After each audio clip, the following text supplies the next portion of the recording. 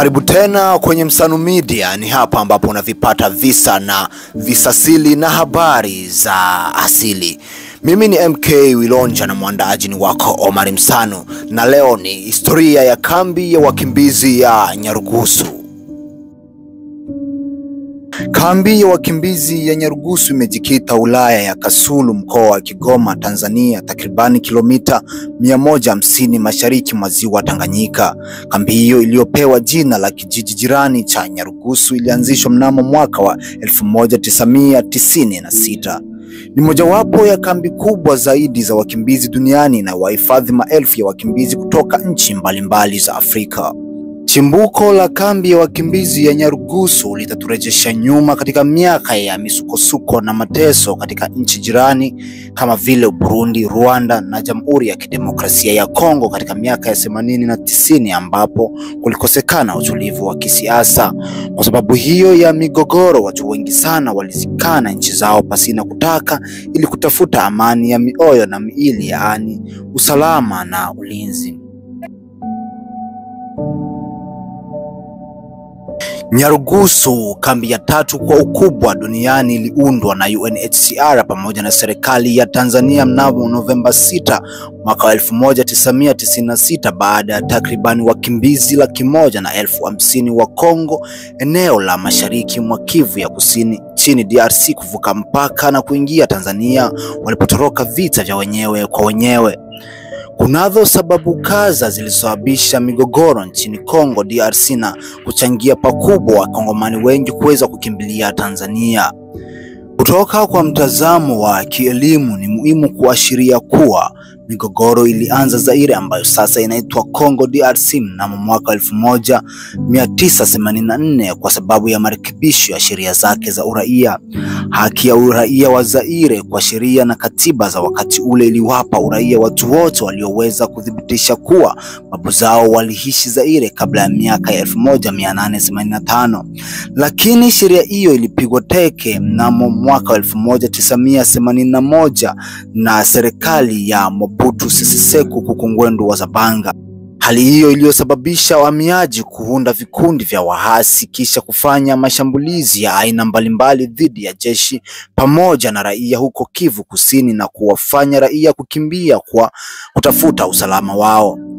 Kulingana na ripoti ya Umoja wa Mataifa ya mwaka 2023, vita vya mashariki mwa DRC Kongo vimesababisha takriban vifo milioni 6 tangu mwaka 1996 na mamilioni wengine kuyahama makazi yao.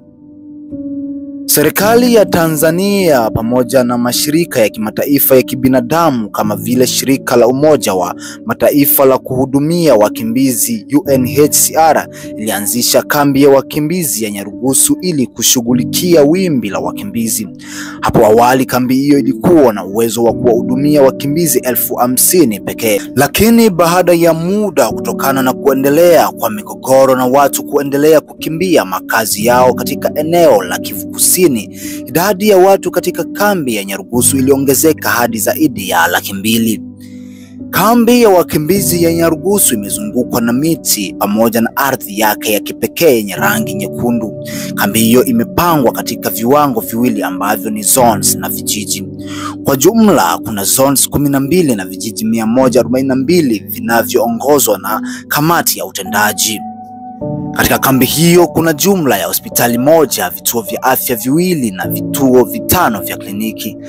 Zaidi ya hayo, kuna shule 20 za msingi, shule 6 za sekondari. Kambi pia ina senta 3 za vijana, senta 2 za wanawake, senta 3 za ugawaji wa chakula, vituo 2 vya polisi na soko la pamoja. Baadhi ya mashirika yanayofanya kazi kwa bidii ili kutoa huduma za kuokoa maisha ni pamoja na UNHCR, WFP, IRC, NCK, IOM, miongoni mwa mengine. Hali ya maisha katika kambi ya wakimbizi ya Nyarugusu ni yenye changamoto nyingi, msongamano wa watu na rasilimali chache kufanya iwe vigumu kutoa makazi ya kutosha, chakula, ajira, huduma za afya na elimu kwa wakazi wote.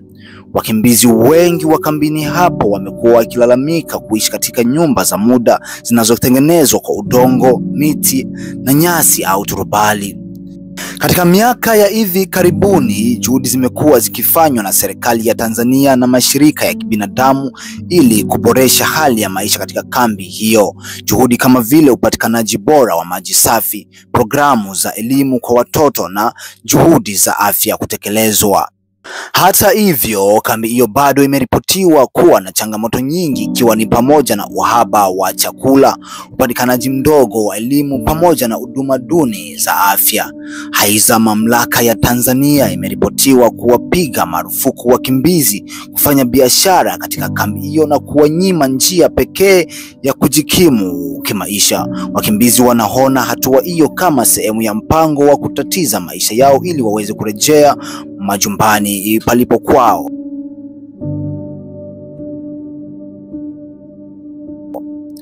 Licha ya hali ngumu ya maisha, watu binafsi na familia katika kambi ya Nyarugusu wameonyesha ustahimilivu na ustadi wa ajabu.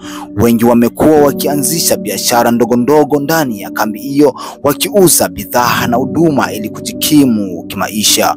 Wengine haswa watoto wameweza kufudhu masomo yao ili kutimiza ndoto za maisha yao katika hali iliyotata na ngumu. Asante sana kwa kuwa pamoja nami kuanzia mwanzo wa video hii mpaka tunapokwenda kuitamatisha.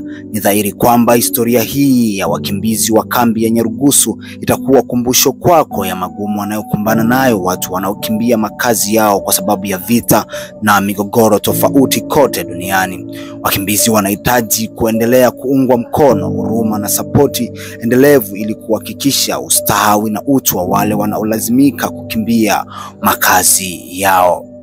Ungana nami kwenye Msanu Media kila baada ya wiki mbili ili uweze kuzipata habari mbashara za kambi ya wakimbizi ya Nyarugusu, Kakuma pamoja na Karebe. Jina langu ni MK Wilonja Malenga mstaafu, mwandaaji ni wako Omar Msanu. Asante mpaka wakati mwingine. Bye.